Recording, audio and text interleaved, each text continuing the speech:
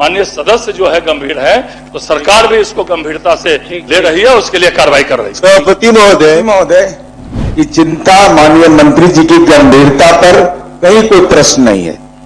हम केवल विनम्रता पूर्वक यह अनुरोध कर रहे हैं, संचिका को पुनः भेजा गया तो अभी तो प्रारंभिक शुरुआत है, इसका मतलब कि अभी इस संदर्भ में कोई काम नहीं हुआ है।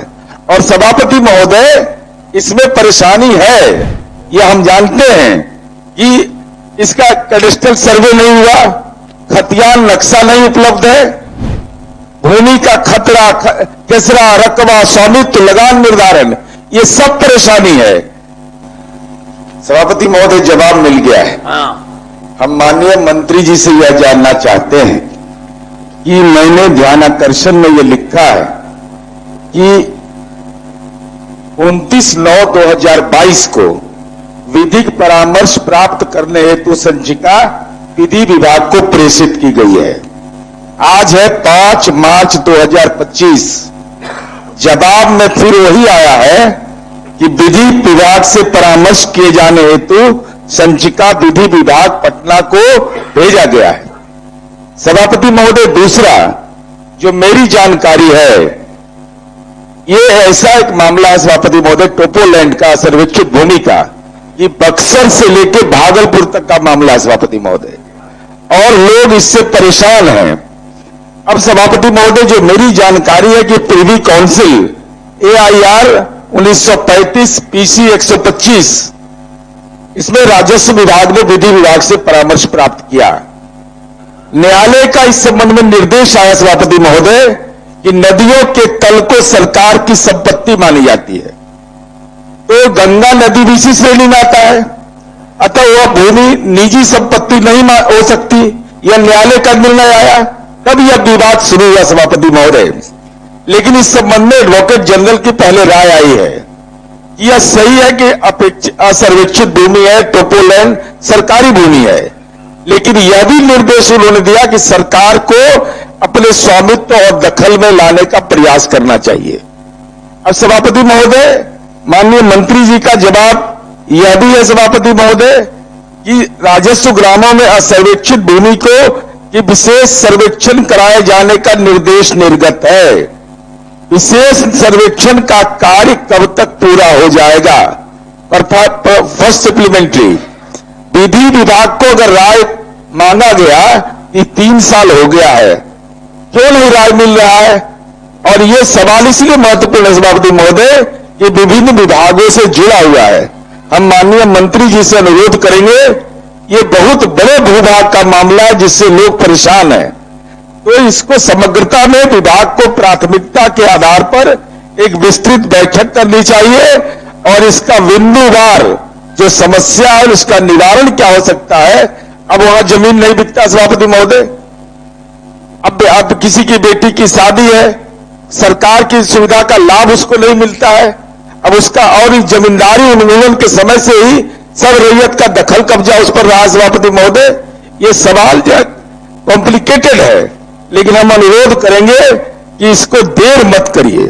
और ये देर करने से होता है, जब 22 से अभी तक परामर्श नहीं दिया जा रहा है, एक बैठक विधि विभाग के साथ करके, अब माननीय विधि मंत्री जी भी बैठे हुए हैं और राजस्व भूमि सुधार मंत्री जी बैठे हुए हैं, और हमको लगता है कि वन पर्यावरण से भी जुड़ा होगा ये मामला, तो सबको मिलाकर के इसके लिए पहल करिएगा।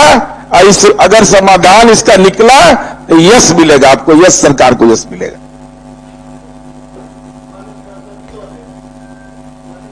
एक मिनट सर, मानिए सर, एक उठाइए, पहले वीरेंद्र बाबू बोले।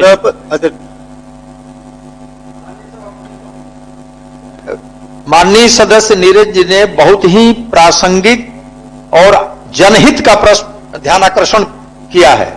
छपरा नगर निगम आधी जो उसकी जमीन है वो टोपोलैंड की है, वहां डबल डेकर बन रहा है। अब जिनके मकान तोड़ दिए गए उनको पैसे नहीं मिल रहे हैं। सरकार को इस पर तत्क्षण निर्णय लेना चाहिए।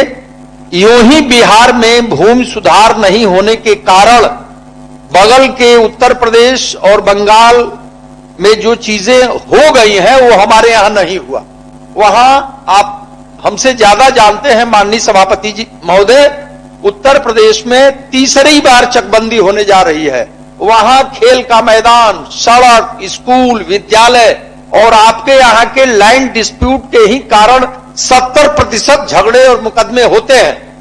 उसी तरह इस टोपोलैंड के कारण पूरा छपरा नगर निगम में वहां के व्यापारी लोगों ने आंदोलन किया, उनके मकान तोड़ दिया गया। सरकार कहती थी कि ये सरकार की जमीन है, सैकड़ों वर्ष से उस पर मकान थी। इस पर बिहार सरकार को मैं निवेदन करता हूं आपके माध्यम से माननीय मंत्री जी को कि इस पर कालबद्ध सीमा के अंतर्गत तुरंत निर्णय लेना चाहिए। ठीक है। माननीय सभापति महोदय, माननीय सदस्य नीरज कुमार जी ने जो इस मामले को उठाया है, ये पूरे बिहार का मामला।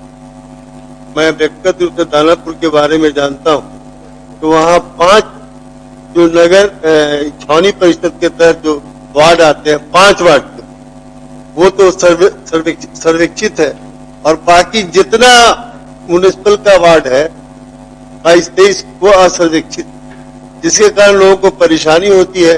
स्वामित्व के बारे में बताया गया, टैक्स देते हैं लोग, सरकार को टैक्स देता है इस तरह की भूमि रखने वाले, उसको बैंक से लोन नहीं मिलेगा।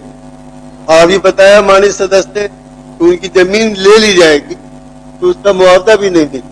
इसलिए सरकार को इस मसले को बहुत गंभीरता से लेनी चाहिए। ये पूरे बिहार का मामला है और जमीन को लेकर ऐसे भी आए दिन बहुत जगह झगड़ा झंझट होता है। इसका निपटारा सर्वेक्षण करा के हो सकता है। मेरा आग्रह होगा कि मंत्री महोदय इसमें अभी नौजवान है, सजगता दिखाए, जल्द से जल्द इस मामले को हल करते। हाँ, अब दिख रहे हैं जवान। मंत्री जी, अध्यक्ष महोदय, माननीय सदस्यों ने जो ये मामले को उठाया है और सही बोला कि सदस्यों के लिए गंभीर है तो सरकार के लिए भी, और सरकार इसको गंभीरता से देख भी रही। तो अध्यक्ष महोदय, टोपोलैंड और असर्वेक्षित भूमि के स्वामित्व एवं अधिकार के संबंध में जो माननीय सदस्य ने उठाया है, विधि विभाग बिहार पटना से परामर्श प्राप्त किया गया था। पूर्व में प्राप्त परामर्श में विद्वान महाधिवक्ता बिहार द्वारा अपनी राय में यह स्पष्ट अंकित किया गया कि असर्वेक्षित भूमि सरकारी भूमि, इस प्रकार की भूमि को सरकार के दखल एवं स्वामित्व में लाने का प्रयास किया जाना चाहिए। उक्त क्रम में वर्ष 2020 में टोपोलैंड असर्वेक्षित भूमि के संबंध में विद्वान महाधिवक्ता बिहार का पुनः परामर्श प्राप्त हुआ कि दखल कब्जा असर्वेक्षित भूमि के स्वामित्व के संबंध में रैयत या सरकार के दखल कब्जा के आधार पर विचार किया जाएगा। उपरोक्त दोनों परामर्श विरोधाभासी होने के कारण उक्त के निराकरण हेतु संचिका पुनः दिनांक 20/4/23 को विधि विभाग बिहार पटना को पृष्ठांकित की गई थी, परंतु संचिका अप्राप्त रहने की स्थिति में कार्यहित में तत्काल असर्वेक्षित भूमि के संबंध में बिहार विशेष सर्वेक्षण एवं बंदोबस्त कार्यक्रम के अंतर्गत असर्वेक्षित ग्राम के श्रेणी में आने वाले राजस्व ग्रामों में असर्वेक्षित श्रेणी की भूमि को विशेष सर्वेक्षण कराए जाने का निर्देश निर्गत है। विशेष सर्वेक्षण में कार्य पूर्ण होने के पश्चात असर्वेक्षित भूमि के संबंध में विशेष सर्वेक्षण कराया जाएगा। संप्रति विधि विभाग बिहार पटना को उपरोक्त संचिका को वापस किए जाने के निमित्त जो परामर्श के लिए दिया गया था, अध्यक्ष महोदय, विभागीय पत्रांक 240/6 दिनांक 27/2/25 एवं जैसे मेरे संज्ञान में मामला आया, अध्यक्ष महोदय, मैंने अविलंब पुनः स्मारित करते हुए पत्रांक 261/6 दिनांक 4/3/2025 द्वारा पुनः स्मारित किया गया है विधि विभाग को कि जल्द से जल्द इस पर राय आ जाए तो हम लोग उस पर कोई निर्णय, फिर वो कमेटी में जाएगा।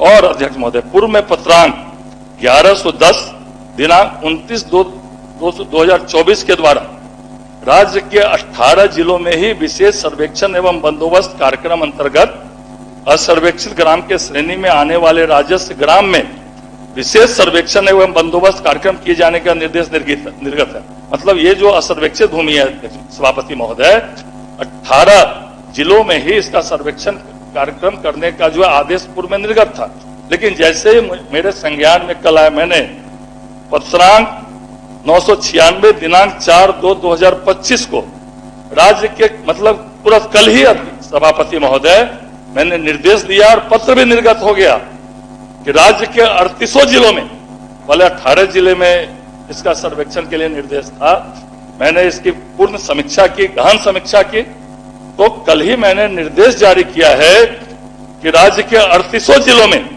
विशेष सर्वेक्षण एवं बंदोबस्त कार्यक्रम अंतर्गत असर्वेक्षित ग्रामों के श्रेणी में आने वाले राजस्व ग्रामों में विशेष सर्वेक्षण एवं बंदोबस्त कार्यक्रम किए जाने का निर्देश कल ही निर्गत किया गया अध्यक्ष महोदय। इसलिए जो माननीय सदस्य की चिंता है वही सरकार की भी चिंता है अध्यक्ष महोदय, और निश्चित रूप से हम लोग भी गंभीर हैं। जैसे ही विधि विभाग से परामर्श आएगा तो वो एक जो कमेटी बनी हुई है उस कमेटी में फिर हम लोग देंगे और फिर जो निर्देश प्राप्त होगा अध्यक्ष सभापति महोदय उस आलोक में हम लोग कार्रवाई करेंगे। तो निश्चित रूप से सरकार जिस तरह से माननीय सदस्य जो है गंभीर है, तो सरकार भी इसको गंभीरता से ले रही है, उसके लिए कार्रवाई कर रही है। सभापति महोदय, अच्छा बोलिए। माननीय मंत्री जी की चिंता, माननीय मंत्री जी की गंभीरता पर कहीं कोई प्रश्न नहीं है। हम केवल विनम्रता पूर्वक यह अनुरोध कर रहे हैं कि विभागीय राजस्व भूमि सुधार विभाग के विभागीय ज्ञापांक 1597/6 29/9/2022 के द्वारा सभापति महोदय एक उच्च स्तरीय समिति का गठन हुआ। विधि विभाग का परामर्श परस्पर विरोधी आ गया, संचिका को पुनः भेजा गया। तो अभी तो प्रारंभिक शुरुआत है, इसका मतलब कि अभी इस संदर्भ में कोई काम नहीं हुआ है। और सभापति महोदय इसमें परेशानी है, यह हम जानते हैं कि इसका कैडेस्ट्रल सर्वे नहीं हुआ, खतियान नक्शा नहीं उपलब्ध है, भूमि का खसरा, रकबा, स्वामित्व, लगान निर्धारण, ये सब परेशानी है। तो हम यह केवल कह रहे हैं कि एक जल्दी से बैठक जो भी संबद्ध पक्ष है उन लोगों के साथ बुला करके, महाधिवक्ता को बुला लीजिए, विधि विभाग को बुला लीजिए, जिनको भी बुलाइए, लेकिन मिला करके विधि विभाग हो या संबद्ध जो भी विभाग हो उसके साथ बैठक करके एक परामर्श लेकर के उच्च स्तरीय समिति का जो गठन है, फिर उसमें एक प्रक्रिया चलेगी, तब निर्णय होगा। इसलिए हम अनुरोध करेंगे जल्दी से जल्दी निदान कर दीजिए। समाप्त कीजिए। ठीक है। 10 नंबर श्री अशोक कुमार, पढ़ा हुआ मान लीजिए, मंत्री जी उत्तर दे रहे हैं। माननीय सभापति महोदय, पनोरमा ग्रुप, जो सोचता है वो करता है, आपके अपने सपनों का आशियाना। ये लो, मुंह मीठा करो। आज मैंने अपना जॉब छोड़ दिया, अब हम पूर्णिया वापस जाएंगे। जॉब छोड़ दिया है? मतलब ये घर कैसे चलेगा? हम करेंगे क्या? और माँ बाबूजी क्या बोलेंगे? इसलिए मैं एक और मिठाई का डब्बा लाया। अपने बिजनेस के लिए लोन अप्रूव हो गया।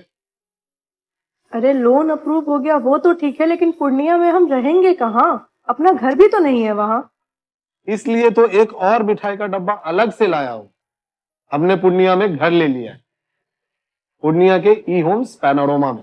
पूर्णिया में पैनोरमा ग्रुप लेकर आए हैं ई होम्स पैनोरमा। बड़ा घर, आलीशान जिंदगी और अत्याधुनिक सुविधाओं के संग। अरे अब क्यों मुंह मीठा करवा रही हो? क्योंकि हम घर वापसी जो कर रहे हैं। घर वापसी की खुशी पूर्णिया में ई होम्स पैनोरमा के संग। E homes panorama, luxurious lifestyle redefined.